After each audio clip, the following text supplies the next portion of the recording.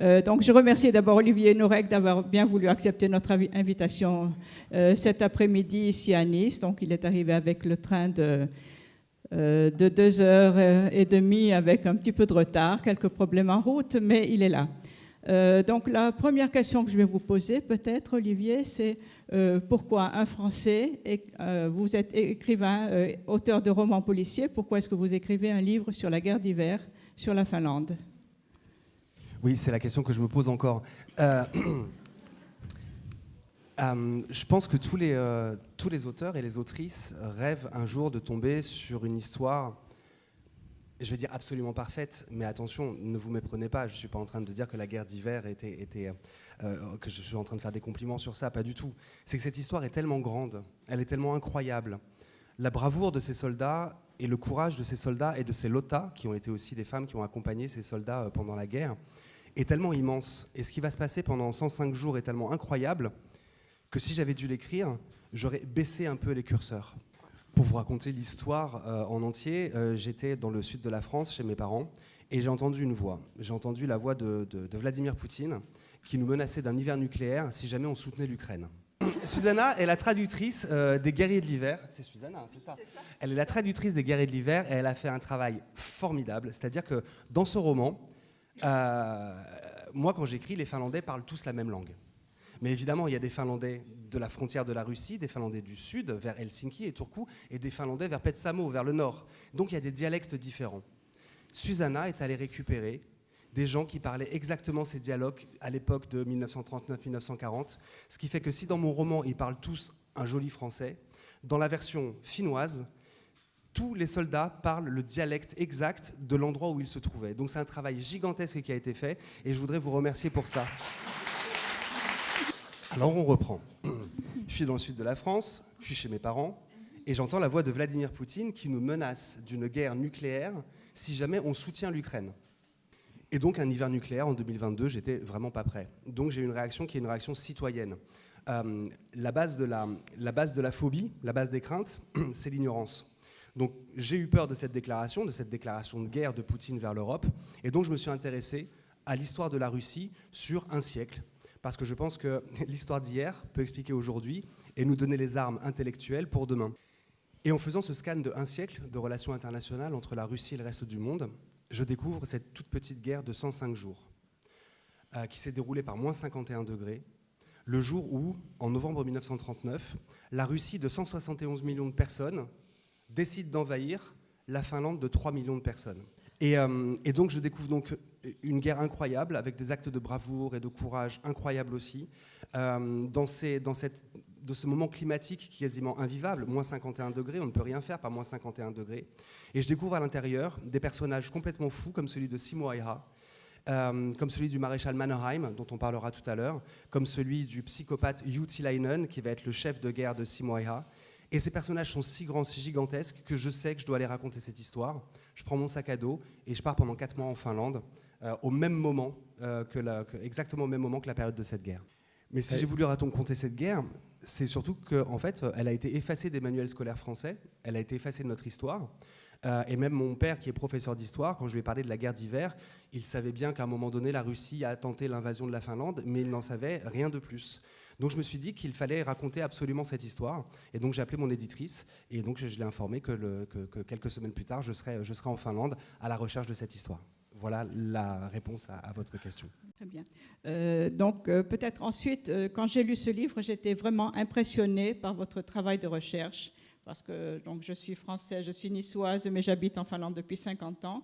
J'avais entendu parler de la guerre d'hiver, mais je ne connaissais absolument pas tous les détails dont vous parlez, que vous mentionnez. Donc, et je me demande comment vous avez pu faire ce travail énorme, à mon avis. Combien de temps vous avez mis, quelles archives vous avez pu consulter, etc. Alors c'est un travail qui m'a pris 2 ans et demi de recherche. Avant j'étais policier, j'étais capitaine de police dans le 93 en police judiciaire. Et donc j'étais un enquêteur de terrain. Et il se trouve que je suis devenu un auteur de terrain. J'ai besoin de vivre les choses pour pouvoir bien les écrire. Non seulement je vais sur le terrain parce que j'ai besoin de toucher, de goûter, de sentir, de vivre les choses. Il n'y a que dans de cette manière-là que je peux trouver les bons mots. Mais en plus, je pars toujours du principe, évidemment, que je ne sais pas grand-chose. Donc je m'entoure de gens, de consultants, qui, eux, sont des professionnels en la matière. En fait, je suis un vampire. Je vais vers les gens qui ont travaillé 50 ans sur un sujet et je leur prends tout ça en quelques semaines. Donc j'ai travaillé avec, évidemment, des militaires, avec des soldats de la garde civile de Finlande. J'ai travaillé avec des snipers. J'ai travaillé avec des guides de musée, avec des directeurs de musée, avec toute l'équipe des archives de Turku et de Helsinki. J'ai trouvé un professeur d'histoire franco-finlandais dont la spécialisation était la Seconde Guerre mondiale et la guerre de l'hiver, et je l'ai torturé pendant 2 ans et demi. J'ai hanté les musées, j'ai hanté les archives, à tel point que je connaissais les prénoms des gens qui y travaillaient, et j'étais à la recherche de toutes les informations utiles qui pourraient raconter la guerre d'hiver. Parce que si ce conflit est un conflit qui est vieux, il n'est pas assez vieux pour que tout soit dans les archives. Donc il a fallu que je trouve toutes les sources d'informations. Et parfois, je tombais sur des livres qui n'étaient pas traduits en français ni en anglais, qui n'étaient écrits qu'en finnois. Et c'est là que j'ai demandé à mon professeur d'histoire de me traduire des milliers et des milliers de pages de livres. Et tous les soirs, il était sur WhatsApp. Et tous les soirs, il traduisait 5 pages de livres. Et ça, pendant 2 ans et demi. J'ai rencontré des vétérans, j'ai rencontré des Lotta, j'ai rencontré les descendants de la famille de Simoia. En fait, je me suis totalement immergé pour une seule et même raison. Ça n'est pas ma guerre. Ça n'est pas ma culture, ça n'est pas mon histoire. Et ces soldats ne sont pas mes frères d'armes. Donc si je veux raconter leur histoire, il faut que je la connaisse parfaitement. Parce que c'est votre histoire, c'est votre héritage. Et si je m'autorise à en parler, alors je dois savoir exactement ce que je dis, parce qu'il ne faut pas que je maltraite cet héritage ou que je modifie cette histoire.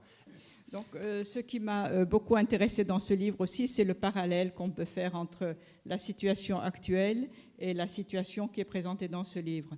Donc, le parallèle entre Staline, Poutine, l'URSS, la Russie actuelle, la stratégie de Staline et la manière de penser. Donc, c'est ce qui est le plus important, je pense, pour moi dans ce livre, ça a été de trouver la situation actuelle, connaître l'histoire, c'est comprendre la réalité actuelle. Il y a beaucoup de similitudes, effectivement, entre le conflit ukrainien et le conflit finlandais, mais il y a aussi de grandes différences. Lorsque la guerre a commencé en Ukraine, l'Europe et une partie du monde a soutenu l'Ukraine. Quand la guerre a commencé en Finlande, les Finlandais se sont retrouvés absolument seuls. Aucun pays, alors on va me dire qu'il y a une division suédoise qui leur a donné un coup de main, qu'il y a quelques Américains qui sont passés. On parle d'une guerre avec 1 million de soldats russes et 450 000 soldats finlandais. C'est effectivement pas une petite unité de 500 soldats suédois qui va changer les choses. Donc à mon sens, et je confirme, enfin je persiste à le croire, la Finlande s'est battue absolument toute seule. Et même à l'inverse, on lui a fait des promesses, la France et l'Angleterre, que personne n'a tenues. Donc même si c'est similaire, il y a quand même cet isolement, et il y a quand même cette guerre incroyable d'un pays de 3 millions de personnes face à un pays de 171 millions de personnes. Et pourtant, le pays de 3 millions de personnes, qui était indépendant depuis 22 ans, a dit non, nous refusons cette invasion. C'est un pays gigantesque, et pourtant, en face de lui, il y a un pays minuscule qui dit si vous voulez faire la guerre, nous ferons la guerre. Donc il y a quand même quelque chose d'un tout petit peu différent dans cet isolement. Je suis tellement désolé, pardon. Mais quelque chose qui est commun, par exemple, c'est l'impréparation de l'armée russe, se pensant supérieure, et c'est évidemment le fait de sous-estimer son adversaire. Quand la guerre de Finlande a commencé, les Russes ont envoyé en même temps que leurs soldats, ils ont envoyé des fanfares, tellement ils étaient déjà persuadés de gagner cette guerre. Et ils étaient totalement impréparés, les Russes ne savaient pas faire de ski, et les Russes arrivaient avec des tenues qui étaient des tenues d'été, alors qu'il faisait moins 51 degrés, donc ils arrivaient déjà congelés dans les trains. Les Finlandais appelaient ça de la glace à la russe. Et en plus de ça, ils étaient habillés en vert. Donc on est en plein hiver, tout est blanc, et il y a juste des petits points verts qui se baladent dans la forêt. C'est les Russes qui sont habillés en vert, alors que les Finlandais, évidemment, étaient habillés en tenue de camouflage blanc. Ça aussi, donc, le fait de sous-estimer son adversaire, c'est quelque chose qui est similaire à ce qui se passe aujourd'hui en Ukraine, où ils étaient persuadés qu'ils allaient régler ça en 3 semaines. Parmi les similitudes, il y a aussi quelque chose qui rapproche ces deux pays et ces deux époques, c'est le concept de juste cause. L'épitaphe de Mannerheim, du maréchal Mannerheim, donc c'est le chef de guerre de la Finlande à ce moment-là, c'est « Avec une épée pure, Non, pour une cause juste, avec une épée pure. Ça veut dire que si votre cause est juste, le sang qui va tacher votre épée ne va jamais la salir, puisque c'est le sang de la défense. C'est l'épée qui a défendu un pays. Et donc, en fait, les Russes ont beau être plus nombreux, mieux armés, mieux préparés, les soldats russes obéissent à un ordre. Et un ordre, mon Dieu, c'est quand même pas grand-chose. De l'autre côté, les Finlandais, comme les Ukrainiens, se battent pour leur maison ou leur ferme, pour leur terre, pour leur nation et pour ceux qu'ils aiment. Donc ils ont une juste cause, et cette juste cause va les rendre quasiment invincibles. Pourquoi aujourd'hui l'Ukraine tient aussi bien? Pourquoi hier la Finlande a tenu? C'est parce que les Russes n'avaient pas de juste cause. Ils se battaient avec de la violence, mais pas avec le cœur. Ils se battaient avec des armes, mais pas avec la passion de défendre son pays. Et donc c'est pour ça qu'ils ont affronté un mur de glace, le mur de glace finlandais, parce que les Finlandais avaient une juste cause, et quand on a une juste cause, on est presque indestructible. Bombarder les civils, toucher les civils pour faire une guerre psychologique, ou bien aussi la désinformation, donc envoyer des tracts pour dire aux Finlandais rejoignez-nous, des informations par rapport à l'opinion internationale en disant que nous envoyons des paniers repas sur la Helsinki et des tracts de paix, etc.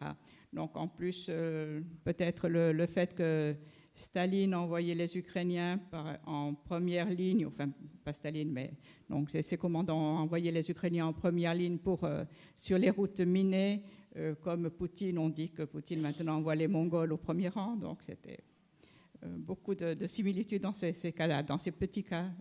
Le premier point, c'est le jour où, évidemment, ils décident de bombarder directement Helsinki et les quartiers résidentiels.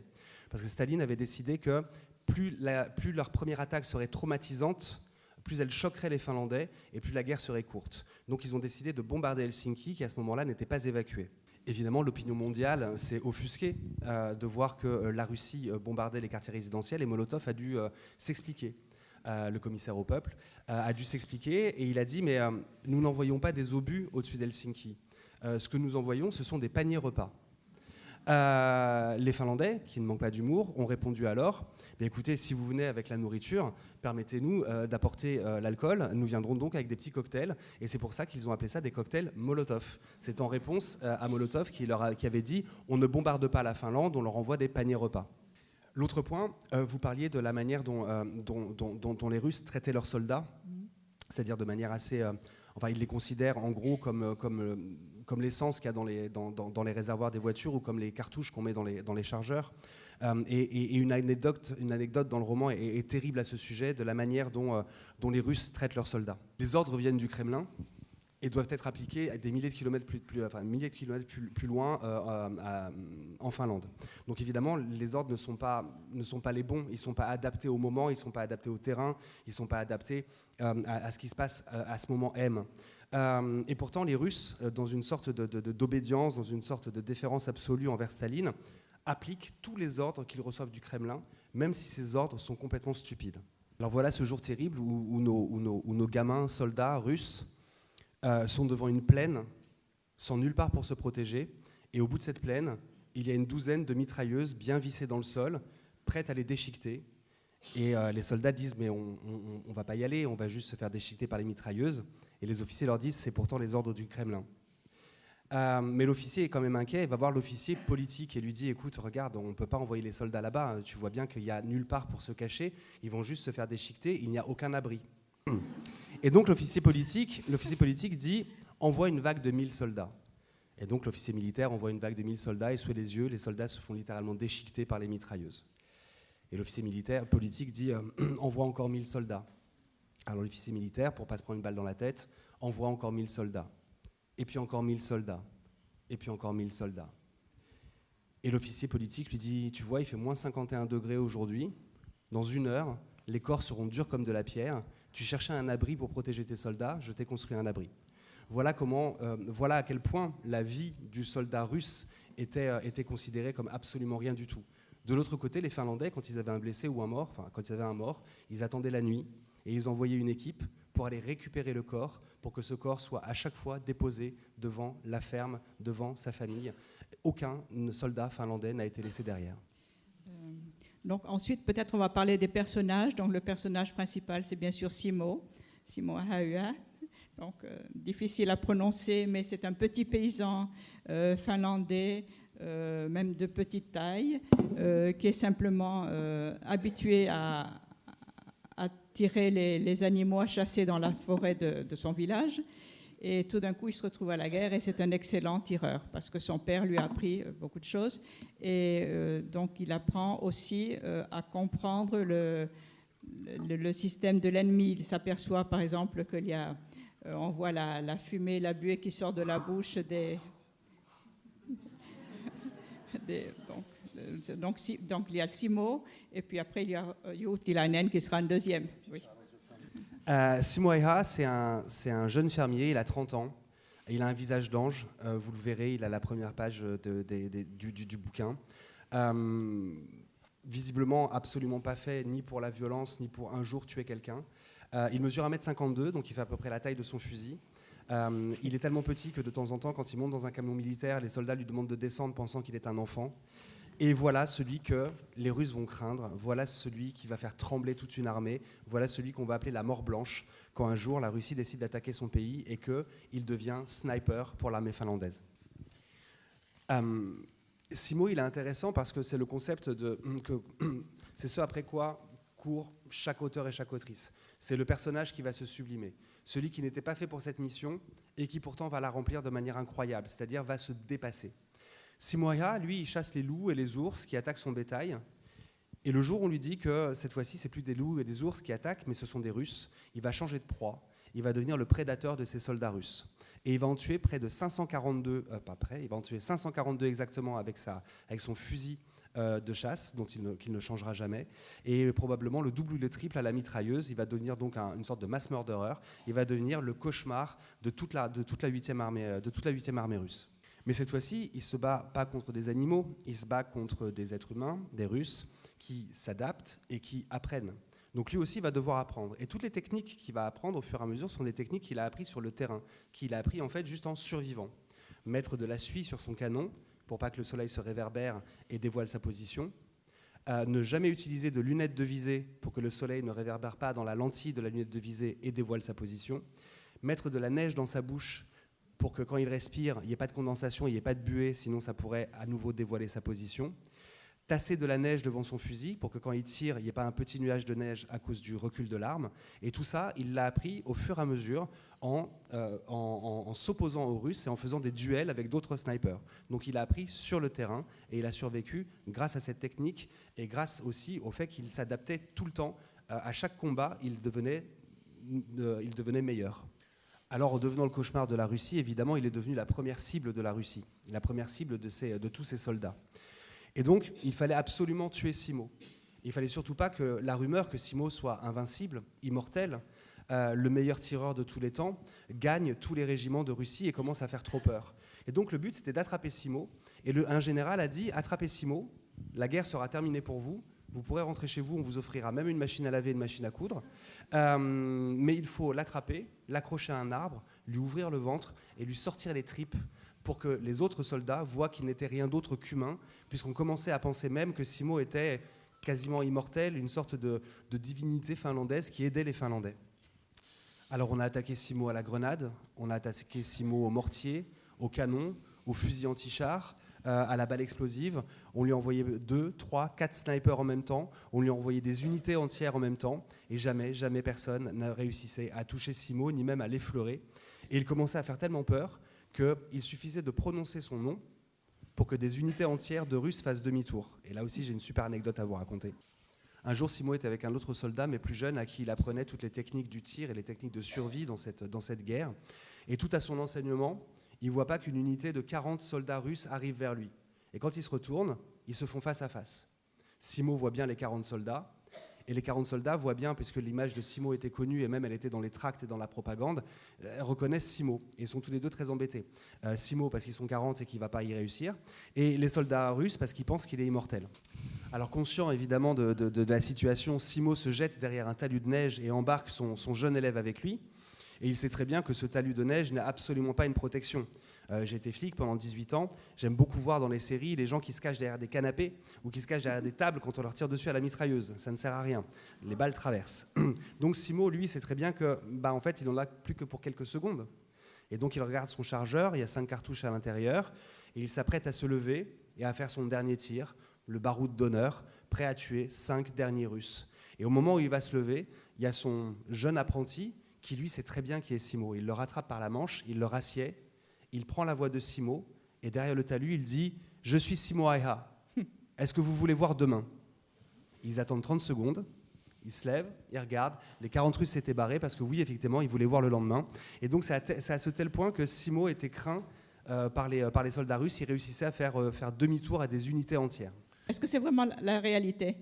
Ah non, mais Cette c'est histoire, absolument c'est la réalité, oui. qui faisait faire demi-tour à des unités entières. Ah oui. Ne sous-estimez C'est pas les assez héros de votre incroyable. pays. Non, c'est assez incroyable. Et allons-y dans le encore plus incroyable. Ah oui. Si vous pensez que c'était incroyable, je vais vous raconter 2 histoires encore plus incroyables. Simo Häyhä, je pensais que c'était une légende. Je pensais que, mais dans le côté légendaire, hein, pas dans le côté imaginé. Mais en fait, j'ai réalisé que c'était un mythe. Parce qu'il y a quelque chose de surnaturel chez ce garçon. Personne aujourd'hui ne réussit à expliquer comment Simo Häyhä restait allongé dans la neige pendant 4 heures, 5 heures, 6 heures, par moins 51 degrés, immobile, sans mourir. Moi, je suis allé dans les forêts glacées de Laponie pour faire à peu près comme lui. Et par moins 40 degrés, je dois vous avouer que j'ai tenu 15 minutes avant de me dire que j'allais mourir. Et lui, il restait des heures et des heures. Personne ne réussit à expliquer ça. Un peu à la manière de ce, et ça ne sera pas obligé de le traduire, un peu à la manière de ce plongeur qui s'appelait Jacques Mayol, qui réussissait à ralentir son cœur pour pouvoir faire des apnées de 10, 11, 12 minutes. Aucun sniper aujourd'hui, même les plus aguerris, même avec toute leur technique, ne réussit à expliquer comment Simo Häyhä réussissait à tirer sans lunettes de visée à des distances qui pouvaient atteindre 490 mètres. Alors ça donne quoi 490 mètres? J'étais en Laponie, j'avais une cabane, j'ai fait dos à la cabane et j'ai marché les 1000 pas qui font les 500 mètres. Et quand je me suis retourné, la cabane avait disparu. C'était juste une tête d'épingle. Eh bien, Simo, lui, réussissait à tirer sur un homme à l'intérieur de cette cabane. Ce qui est important de savoir, c'est que quand un Finlandais mourait, ce n'était pas un inconnu. Puisque le chef de guerre a décidé que chaque village formerait une unité de combat. C'est-à-dire qu'ils se battaient avec leurs frères, leurs cousins, leurs meilleurs amis, leurs voisins. Ils avaient sous les yeux les raisons exactes pour lesquelles ils se battaient. Et donc, à chaque fois qu'un soldat mourait, c'était quelqu'un qu'on connaissait, c'était quelqu'un qu'on aimait. Et ça changeait absolument tout dans ce conflit. Et pourtant, ces tirs ont eu plein de témoins, notamment ce tir de 490 mètres, qui est un tir en réponse à un sniper russe qui a tué le meilleur ami de Simo Häyhä.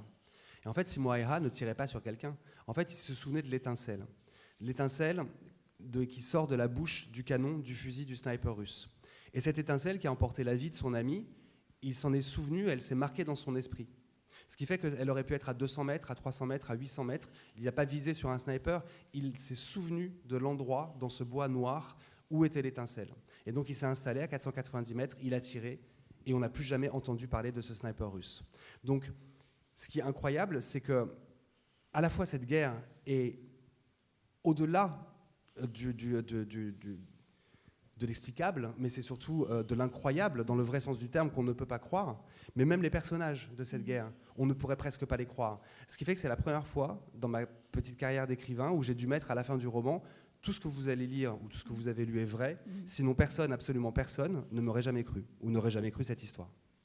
Oui, le deuxième personnage très important dans votre livre, c'est Juutilainen, aussi Arne Juutilainen, donc le chef complètement ivrogne et qui n'a peur de rien, qui conduit ses hommes. Alors Juutilainen, c'est le bonheur de chaque écrivain aussi. Moi, je suis auteur de polar, donc ce que je cherche, c'est des psychopathes. Et alors là, celui-là, j'aurais pas pu l'inventer. Impossible. À 14 ans, déjà, il falsifie la signature de ses parents pour partir à la guerre. Ensuite, il va faire tous les régiments de Finlande. Et de tous les régiments de Finlande, il va se faire renvoyer pour 2 raisons, alcoolisme et violence. Alors, il va se réfugier dans un endroit et dans une région où l'alcool passe plutôt mieux, donc il vient en France. Et il devient légionnaire dans la Légion française, dans la Légion étrangère. Il va être légionnaire pendant 5 ans. Et donc, parce qu'il est légionnaire pendant 5 ans, il acquiert la nationalité française. Donc Juutilainen, mon psychopathe, appelé l'horreur du Maroc parce qu'il était légionnaire au Maroc, pour que des légionnaires appellent leurs collègues horreur de quelque chose, il faut quand même un bon level de psychopathie. Mais le voilà donc à la fois français et finlandais. Et quand la guerre commence en Finlande, on le rappelle, parce que justement, ces gens dont on ne sait pas quoi faire en temps de paix deviennent les chiens de guerre en temps de guerre et sont bien utiles. C'est pour ça qu'on rappelle Juutilainen et qui devient chef de la 6e unité et donc chef de Simo Häyhä. Donc il est toujours le premier à vouloir aller au conflit, il est toujours le premier à vouloir foncer sous une pluie de plomb et de feu, et évidemment à emmener ses hommes. Et en plus de ça, il est pas malsain, mais enfin si carrément, mais il a vraiment un gros problème, c'est-à-dire qu'un jour il a décidé de décorer leur campement, donc il a empalé des Russes qu'il a plantés autour des tentes avec des petits panneaux avec marqué bienvenue dessus. Donc voilà, c'est à peu près ce niveau de folie que devaient évidemment supporter les pauvres soldats qui étaient sous ses ordres. Et à un moment donné de ce roman, pas de l'écriture mais des recherches, j'ai quand même réalisé que cette histoire était tellement grande que peut-être que je n'arriverais pas au bout. Et j'ai eu un moment de découragement. Et quand je suis découragé, j'appelle mes parents. Et donc j'appelle mon père et je lui dis que peut-être l'entreprise était trop grande pour moi. Et je lui dis un petit peu les choses que j'ai trouvées, les dernières choses que j'ai trouvées. Je lui parle de Juutilainen, l'horreur du Maroc. Et je lui dis qu'il a été légionnaire pendant 5 ans, au milieu des années 30. Et mon père me dit, me fait préciser les années, me fait préciser l'endroit. Et me rappelle que mon grand-père, lui aussi, était légionnaire dans le Maroc, au milieu des années 30. Et alors que moi, j'étais en train de chercher des souvenirs dans les maisons des Finlandais et des Finlandaises qui m'ouvraient leurs portes, que j'étais en train de fouiller dans les greniers et les vieilles malles, mon père est parti dans le grenier et cherchait dans les vieilles malles nos propres souvenirs de notre propre famille et m'envoie une photo de mon grand-père à côté de Juutilainen. Ils se sont bien connus. Et donc, je suis parti, pas au bout du monde, ça reste la Finlande, restons calmes, mais je suis parti quand même loin. Et même loin, j'ai quand même retrouvé de l'ADN de ma propre famille, de l'ADN de mon histoire. Et ça m'a donné une sorte de... Il y a eu une révélation, mais surtout un grand coup d'énergie pour décider d'aller jusqu'au bout de ce roman. Bon, donc, merci Olivier. Donc, 1 heure s'est écoulée. Peut-être on va laisser la place aux auditeurs ici, les spectateurs. Si vous voulez poser des questions, je crois que vous pouvez prendre le micro. On va vous présenter le micro et vous allez poser des questions. Merci. Merci beaucoup pour votre livre, un roman excellent. J'aimerais quand même que vous puissiez nous dire quelques mots sur le début de la guerre, parce qu'on se trouve en 1939. Staline, Ribbentrop, il y a eu le pacte qui vient d'être signé, la Pologne va être dépecée, et la Russie a une obsession, c'est de s'ouvrir sur la Finlande pour avoir un débouché maritime plus important. Et à la fin de la guerre, donc les Russes sont un peu spéciaux, mais il y avait quand même une stratégie. Et à la fin de la guerre, qu'est-ce qui s'est passé ? La Finlande a été obligée de signer la paix et a perdu, je crois, 10 à 15% de son territoire. Donc, est-ce que vous pouvez un peu remettre ça en phase dans votre roman ? Je pense que vous l'avez très très bien fait. Il y a plusieurs volontés dans cet acte de tentative d'invasion de la Finlande. Vous avez parlé de l'accès à la mer Baltique, effectivement, qui permettait donc une nouvelle voie de commerce. On peut ajouter aussi ce souhait de retrouver cette vieille Russie tsariste qui faisait presque un continent en entier et qui a été, au fur et à mesure des indépendances, de plus en plus restreinte. Et donc ce souhait, à chaque fois, de cette grande Russie de l'époque, de vouloir retrouver ces frontières-là. Puis un troisième point, c'est que Hitler et Staline savent qu'ils vont se rentrer dedans.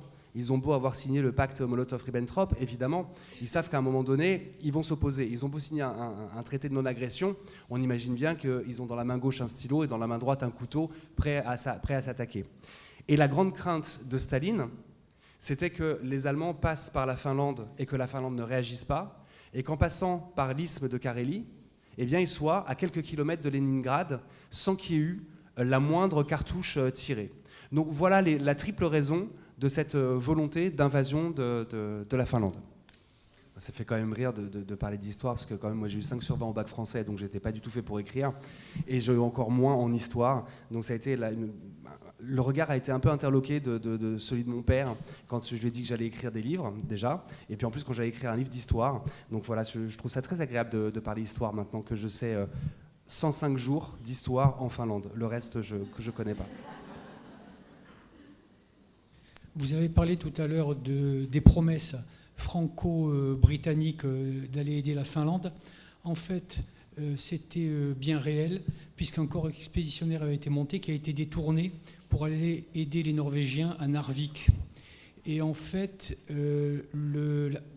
l'insigne, la pucelle de ce corps expéditionnaire, du moins pour les Français, était un dracard avec une voile blanche, avec la croix de Saint-Georges bleue, donc, qui était le drapeau de la Finlande. Donc effectivement, c'est pas aller au bout, mais c'est à cause de... Narvik, c'était en quelle année? 1940. C'est plus tard. C'est plus tard, hein. C'est pas au même moment, Narvik. Alors évidemment, oui. Bon, on va pas faire un débat d'historien, on en parle après. Mais Narvik, c'est pas du tout à ce moment-là, c'est plus tard. Croyez-en des Finlandais. Oui, en fin de compte, quand je dis qu'il y a eu une fausse promesse, Saint John Perse, qui était avec Daladier, avait quand même dans l'idée de voir s'il n'y avait pas une possibilité d'envoyer quelques soldats en Finlande. Mais en fin de compte, ils savaient tous les deux que rien ne les empêcherait de s'arrêter quand même en Norvège ou en Suède sur les minerais de fer qui étaient en train de construire le Troisième Reich, et que ça peut paraître immoral, mais il n'y a jamais aucun pays qui a fait passer la morale avant le bienfait de son propre pays et de ses propres citoyens, et ils le savaient très bien que dès qu'ils passeraient à côté des minerais de fer, les soldats allaient s'arrêter justement pour empêcher le Troisième Reich de prendre les minerais de fer. Et je pense que Narvik, c'est un tout petit peu après, mais voilà, mais dans la volonté effectivement française, c'est pas non plus une fausse promesse, mais ils se doutaient bien qu'ils ne le feraient pas quand même, et que les 50 000 soldats n'arriveraient jamais. Oui, j'ai lu votre roman avec... enfin, je ne l'ai plus quitté. J'ai passé la nuit à le lire, j'étais envoûtée. Bon, je voulais savoir, est-ce que vous aviez une idée du retentissement de ce roman en France et puis même en Finlande? Est-ce qu'en Finlande, il y avait déjà eu des œuvres sur ce héros ou êtes-vous le premier à aborder particulièrement cette histoire? Alors non, je ne suis pas le premier à parler de la guerre d'hiver ni de Simo Häyhä en Finlande. Simo Häyhä en Finlande, pour avoir un équivalent français, ce serait Jeanne d'Arc plus Napoléon plus Louis XIV. Évidemment, tous les Finlandais connaissent Simo Häyhä, et des livres sur la guerre d'hiver, il y en a 100, et des livres sur Simo Häyhä, il y en a 100. Maintenant, je vais vous expliquer, juste après la traduction, pourquoi celui-ci est un peu différent. Alors, grâce à Internet, Narvik, c'est avril 40. Et en fait, la fin de la guerre d'hiver, c'est mars. Donc en fait, il y a bien eu cette opération Narvik, mais c'était après la guerre d'hiver, c'était un mois après la fin de la guerre d'hiver. Mais donc, la première arnaque de Daladier de Saint John Perse, elle est validée dans le bouquin. Hein. C'est vraiment... en fait, c'est juste pour que la Scandinavie... Il ne sera pas la peine de traduire. C'est juste pour que la Scandinavie, qui était neutre, accepte d'ouvrir ses portes aux armées françaises. Les armées françaises disent on va aller aider la Finlande, mais en fait ils ne sont pas allés aider la Finlande, ils sont arrêtés aux mines de fer. Et après ils ont monté cette opération, l'opération dont vous parlez, mais c'était un mois après. Voilà. Donc en fait c'est concomitant presque.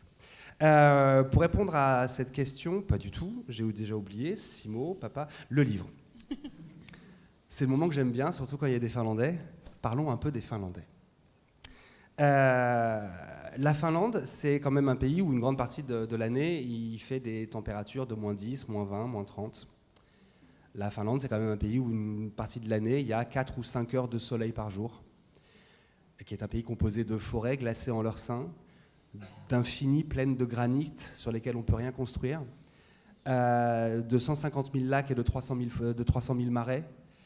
Il faut avoir un sacré caractère quand même pour habiter en Finlande, et c'est pour ça qu'on dit que les Finlandais sont habités par quelque chose qu'on appelle le sisu.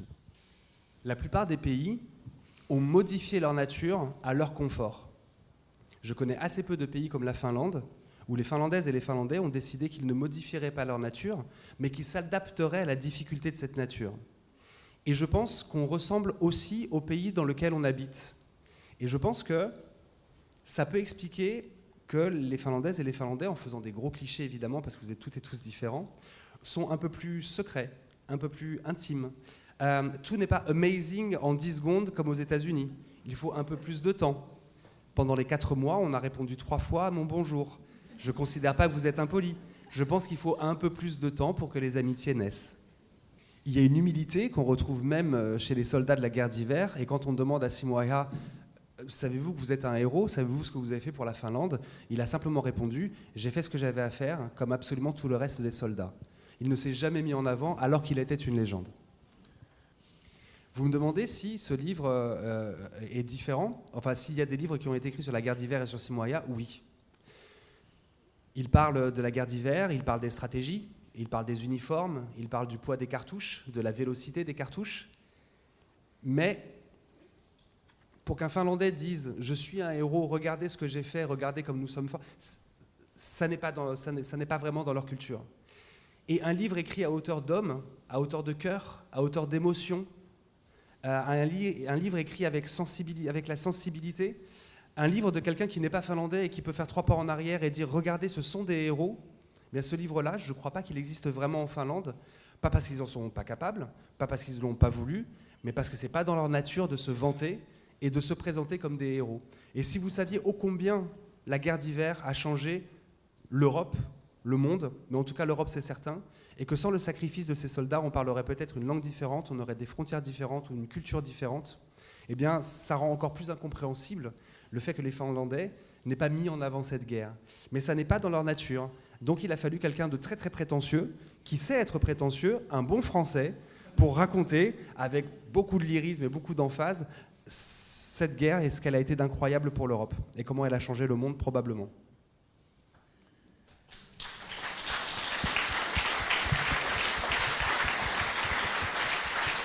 J'ai une comment, Olivier, parce qu'on a eu beaucoup de livres qui racontent des guerres d'hiver, qui aussi racontent des soldats individus.